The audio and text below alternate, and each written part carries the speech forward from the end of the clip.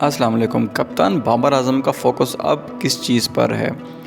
Pakistan cricket team کے کپتان بابر اعظم کی ٹریننگ سیشن کے دوران فوکس میں کچھ تبدیلی دیکھی جا رہی ہے۔ ایشیا کپ کے ٹریننگ سیشن میں متعدد عرب امارات کے ICC کرکٹ اکیڈمیز گراؤنڈ میں ہو رہے ہیں۔ ان ٹریننگ سیشن میں کپتان بابر اعظم میں تھوڑی تبدیلی دیکھنے میں آئی ہے۔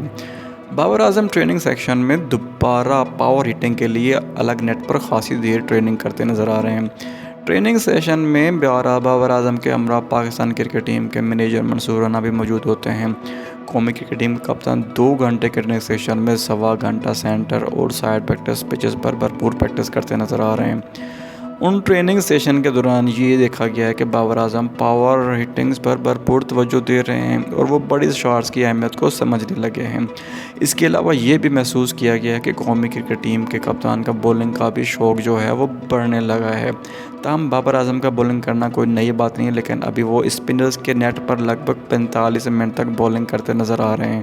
مزید اپڈیٹس کے لیے چینل کو سبسکرائب کر دیں۔ بہت شکریہ۔